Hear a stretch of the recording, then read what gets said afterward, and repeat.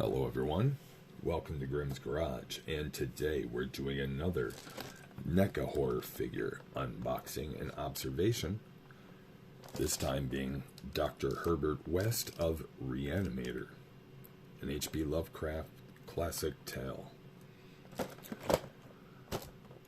Features bottle of reagent, syringe, bloody shovel, removable lab coat, Rufus the cat, medical tray, and head of Dr. Hill. One of the most wildly popular horror movies of all time, the splatter comedy classic Re-Animator comes to an action figure form. When medical student Dan Kane advertises for a roommate, he meets Herbert West. Initially a little eccentric, it soon becomes clear that West entertains some seriously outlandish theories, specifically the possibility of reanimating the dead. It's not long before Dan finds himself embroiled in a series of ghoulish experiments that threaten to go wildly out of control.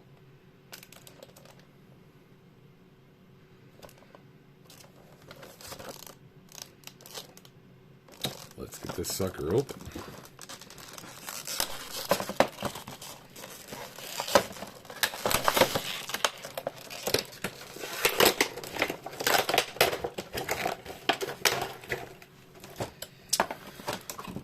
Gotta say, these clamshells don't leave much for collector packaging, but they sure are a lot easier to open.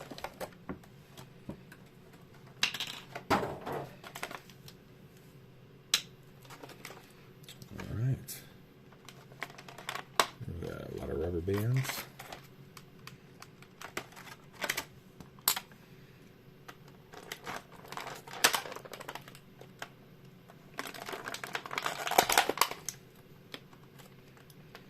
Now, I stated this in my Puppet Master unboxing that being a fan of both film franchises, the Re-Animator reagent is quite similar to the fluid used in the Puppet Master series. Here we have a small bottle and a syringe, some green brain fluid derived fluid that reanimates the dead or inanimate objects. There's a bloody tray for the head.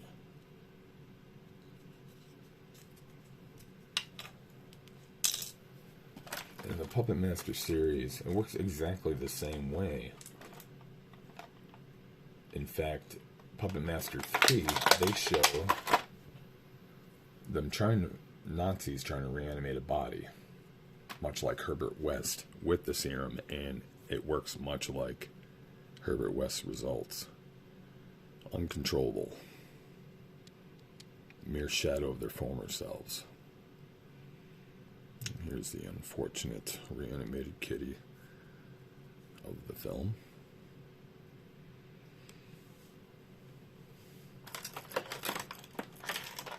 And the difference that made all the while for Andre Toulon of the Puppet Master series is that he tied those bodies being reanimated with the serum to a willing soul that wanted to continue to live. The fluid's really like a fuel for the vessel. It still required a willing soul. And maybe that's where Herbert West went wrong. Cool little bloody shovel.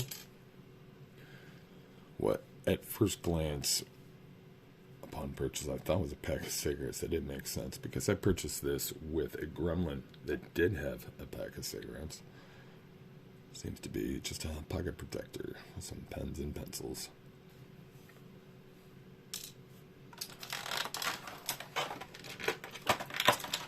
And we have Dr. Hill's head, which, if you've seen the film, he has used his own severed head to do some unspeakable things. Pretty decent likeness.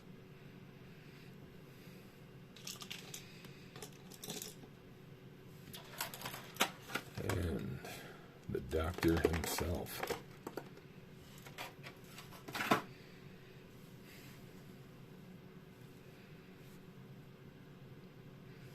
unfortunately glued on glasses, but can't really complain too much about that. Fairly decent likeness. I always wonder what the actors of these figures felt. Did advertise a removable coat. I'm not going to remove it all the way here.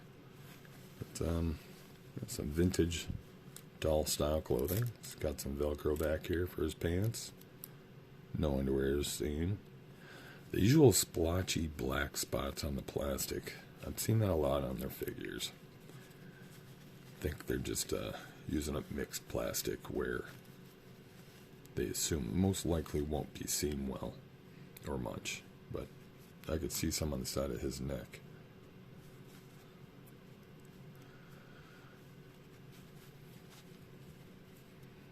Otherwise, not too bad. Nice articulation, of course.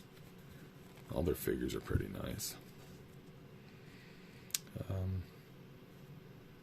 Yeah, that's a pretty darn good likeness for a chunk of plastic that's highly produced. I'm digging his clothing.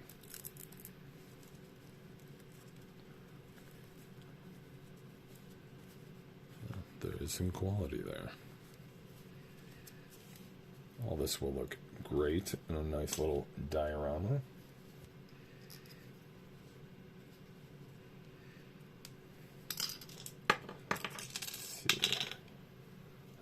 Here we go.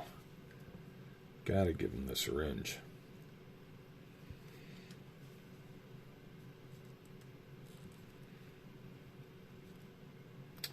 This figure, unlike some, did not come with alternate hands to hold other items.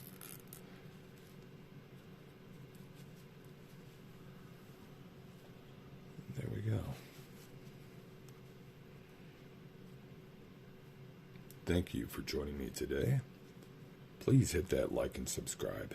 It'll help me tremendously to bring you more quality content and more frequent content. And with that, again, I'll thank you for joining me, and I hope you have a very good night.